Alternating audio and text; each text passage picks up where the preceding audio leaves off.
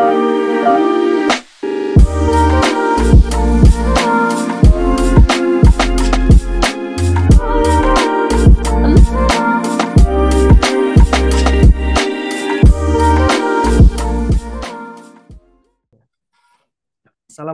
warahmatullahi wabarakatuh. Selamat pagi teman-teman semua. Tentunya mungkin udah nggak asing ya buat teman-teman semua, karena saya di tahun ini kebetulan udah dikasih kepercayaan untuk bisa ngisi TikTok sebanyak 3 kali. Dan untuk materi hari ini tentunya materi tentang UI UX designer lagi, karena mungkin ya bosan juga sih bawa materi itu terus. Jadi untuk sekarang saya membawakan materi tentang soft testing.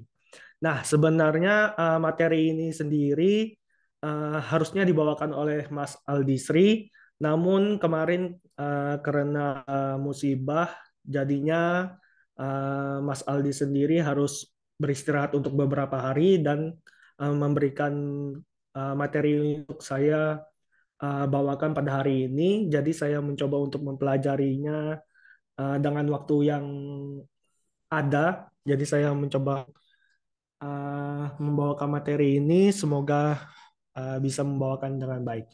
Jadi pada kesempatan ini saya membawakan materi tentang Introduction to Software Testing. Nah, eh, terus apa sih software testing itu? Software testing merupakan proses yang melibatkan aplikasi dan validasi aplikasi perangkat lunak, sehingga bebas dari bug, memenuhi persyaratan teknik yang ditetapkan, serta memenuhi kebutuhan pengguna secara aktif dan efisien. Nah, lalu kenapa sih kita perlu melakukan software testing? Jadi, dengan adanya kita melakukan software testing, kita bisa memastikan bahwa aplikasi tersebut bebas dari bug, lalu juga meningkatkan keamanan pada aplikasi tersebut, lalu mencegah kegagalan fatal, serta menjamin kualitas produk ataupun aplikasi yang kita kembangkan. Nah, selain itu juga untuk memastikan sistem yang dikembangkan itu memenuhi kebutuhan stakeholder. Nah, di software testing sendiri memiliki berbagai macam pilihan yang bisa kita gunakan melakukan testing. Nah, di sini ada beberapa tipe yang bisa kita gunakan untuk melakukan software testing, yaitu secara manual dan juga automation testing. Nah, pada kesempatan hari ini saya mencoba untuk menjelaskan perkenalan terkait dengan manual testing, yaitu white box, black box, juga gray box.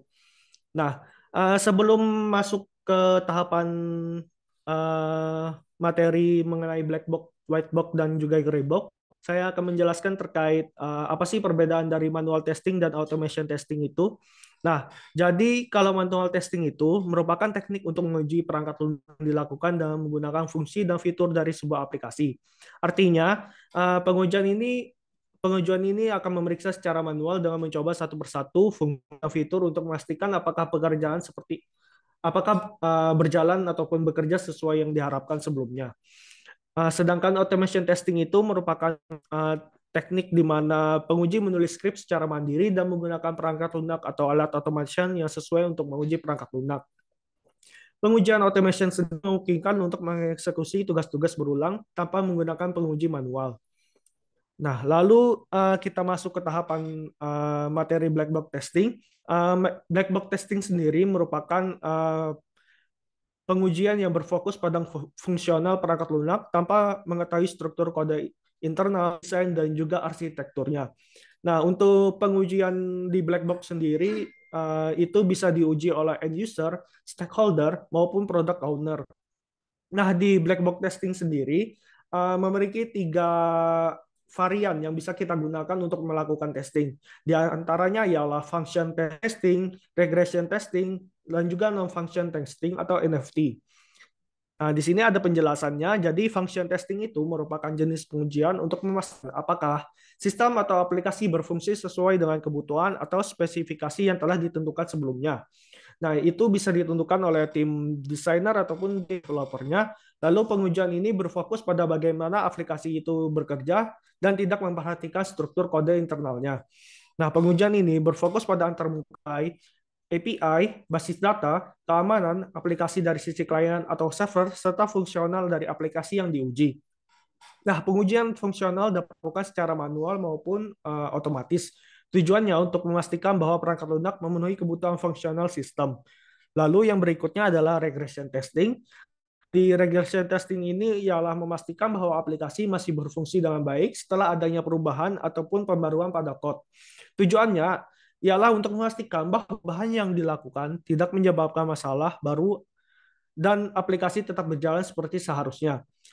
Istilah regresi sendiri yaitu kembali ke keadaan sebelumnya, dan dalam pengujian ini itu berarti kita memastikan bahwa bug tersebut tidak muncul lagi setelah adanya pembaruan ataupun perubahan kode. Nah, pengujian regresi ini dilakukan setelah pemeliharaan sistem ataupun pembaruan aplikasi. Nah, yang ketiga yang function testing, pada tahapan ini ataupun pada variasi testing ini kita tujuannya itu untuk memeriksa aspek lain dari aplikasi yang tidak masuk dalam pengujian fungsional. Contohnya itu seperti mencakup pengujian seperti kinerja, kemudahan pengguna, kemampuan aplikasi untuk berkembang dan menangani lebih banyak beban, serta pengujian ini memastikan bahwa aplikasi siap digunakan dalam hal performa dan kebutuhan lainnya, meskipun fungsionalitas dasarnya sudah diuji. Nah, pengujian non-fungsional ini sangat penting untuk memastikan aplikasi tidak hanya bekerja, tetapi juga dapat digunakan dengan baik dalam berbagai kondisi. Nah, di black box testing sendiri, contohnya itu ialah ketika kita menginginkan mengetikkan data ke dalam form pendaftaran. Nah, di situ kan kita setelah mengisi form pendaftaran itu kita mengklik tombol kirim. Nah, di situ kita di aplikasi tersebut kita pastikan apakah aplikasi itu telah memberikan hasil yang benar, misalkan menampilkan pesan konfirmasi ataupun menyimpan data.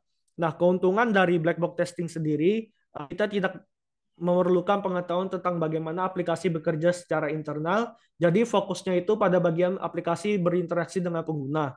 Sedangkan kekurangannya sendiri mungkin ada bagian-bagian tertentu dari aplikasi yang tidak teruji karena tidak melihat implementasi internalnya.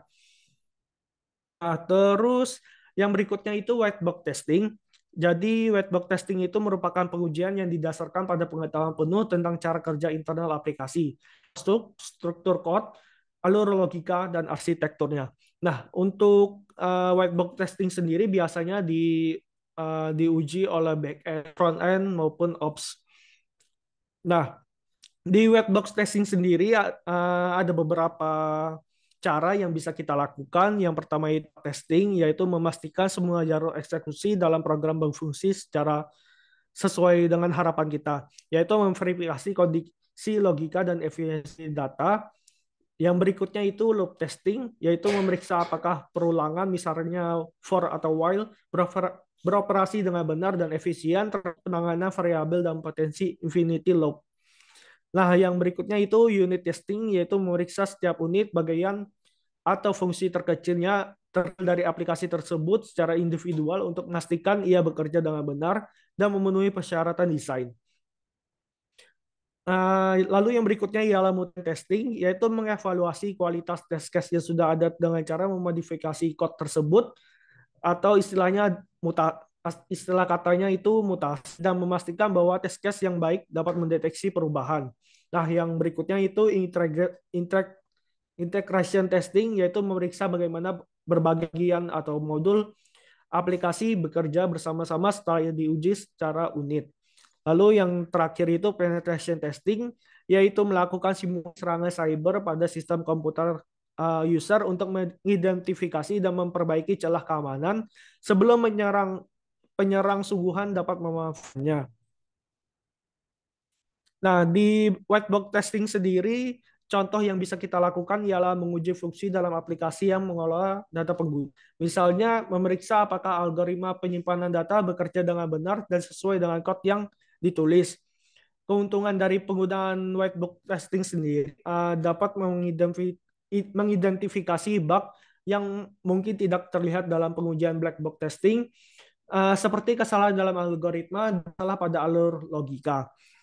Sedangkan untuk kekurangannya sendiri yaitu membutuhkan pemahaman yang mendalam tentang kode dan struktur aplikasi sehingga akan memakan lebih banyak waktu dan juga lebih kompleks.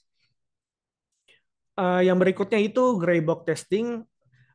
Metode ini merupakan metode kombinasi dari black box dan white box testing, yaitu penguji memiliki pengetahuan terbatas tentang struktur internal sistem. Nah, contoh dari user yang menggunakan gray box testing ini bisa QA, UI UX designer, ataupun developer. Nah, di gray box testing sendiri memiliki berbagai macam teknik yang bisa kita gunakan, diantaranya matrix testing, pattern testing, orthogonal array testing, regression testing, dan state transition testing. Apa sih yang dimaksud dengan berbagai macam tahapan itu? Nah, yang pertama itu matrix testing, yaitu memetakan variabel dalam program berdasarkan risiko bisnis dan untuk memprioritaskan pengujian pada area yang paling krusial.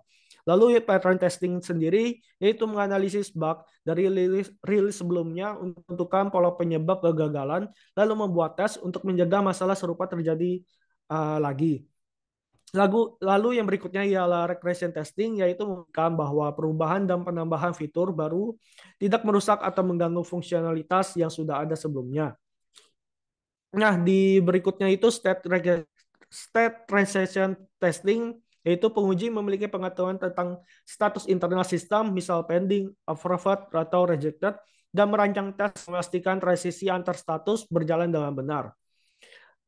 Lalu yang berikutnya adalah API testing, yaitu fokus penguji interface yang diekspos oleh tanpa perlu tahu detail kode implementasinya.